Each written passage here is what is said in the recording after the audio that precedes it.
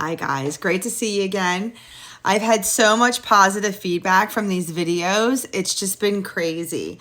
I ran into a few of you at Costco yesterday and y'all hugged me and it was just great to see you guys. So I'm glad that you guys are enjoying these. And you know, it's just weird for me to tell my whole story, but I just have to keep reminding myself that I'm doing this because I want to help guide you guys through your own crap, right? So I've gotten a lot of messages from you guys because I know a lot of you were wondering, well, what the heck happened to my cat, to Boots?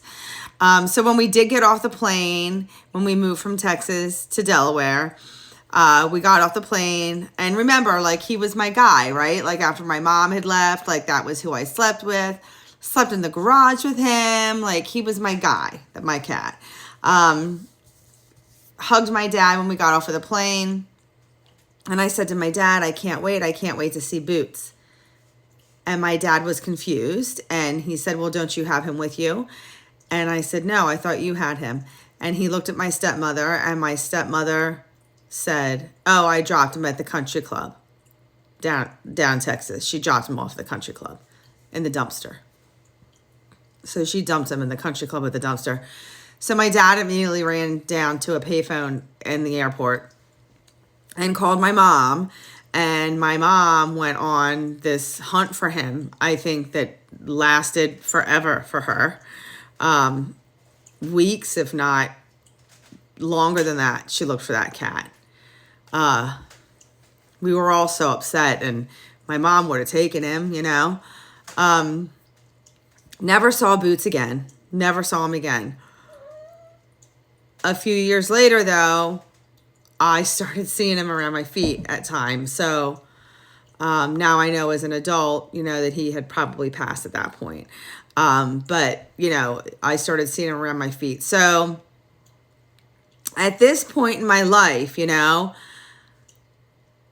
everything had been taken away from me that I loved, or that loved me, or that I felt like I trusted in some sort of way. And I know not everything, you know, I know as an adult, not everything was taken away, you know, I know that, but it felt that way. And that's the end of that. And that's how it felt to me. Everything was taken away. I couldn't trust anybody. Everything I loved was always just taken away from me. Why should I fall in love with anything? I just became more and more angry and angry and angry, more and more mad. And, you know, so you got to keep in mind the whole time all of this is going on, ever since, you know, they had told me about the heaven and hell thing, that we don't go to hell. And when I completely shut down, then I started this huge, like, lifelong spiritual journey, to try to figure out where I fit and what I truly believed in. And I was trying to find God because I believed that everything I was seeing could no way be him, because that's not what it says in the Bible. So I had this inner constant dialogue between the good and the bad, and the good and the bad, and the good and the bad, and the good and the bad, like my whole entire life. I know I always leaned into the good. I always had Jesus around. Doesn't mean I always trusted him, but I knew that he was always in the room, or he was around. His energy was always near me.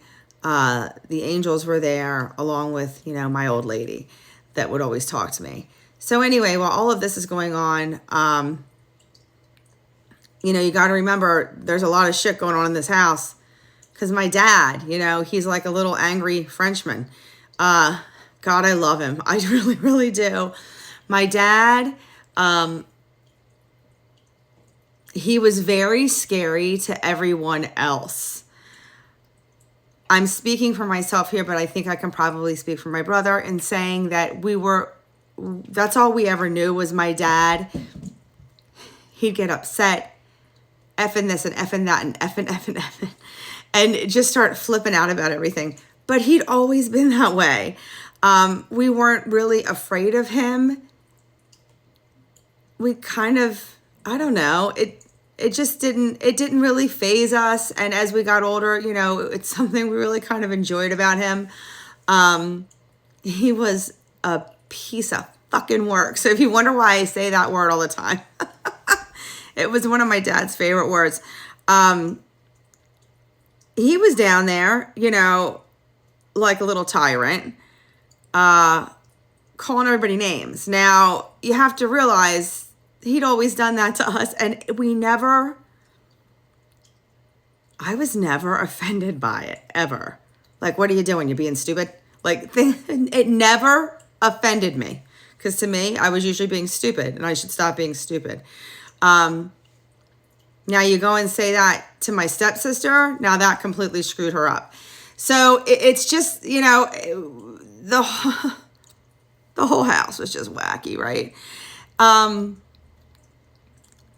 So we're in Delaware. I'm like, you know, going through puberty, like 13, 14. I turned 13, I think like a month after we moved to Delaware. Made a new group of friends. Started lying about every single thing under the sun. I don't know what in the hell was wrong with me. I don't know if that's a result of something. My friend Lisa's just texting me if I posted anything today. I'm doing it right now. Yeah. I don't understand why. I've talked to people about this before, and maybe you guys could help me, but I lied about everything. Like, if somebody would have said to me, what'd you have for lunch today? I would have said a corn dog. And I had, I don't know, a hamburger. Why? Why did I lie? I don't know. I just had to lie about everything. I was getting in trouble, and I was kind of hoofing it down there. Like, I lived in Delaware from the time I was, you know, right then when I moved there, until I was about ready to go into 10th grade. So 15, right before I turned 16. And I had a paper route, as did my brother and my stepsister. I babysat. I made good money. I bought my own clothes. Because a lot of times, like, my child support check would come in, and my stepmother would look at me and say, oh, your child support check's in. I'm going to the mall. Yeah.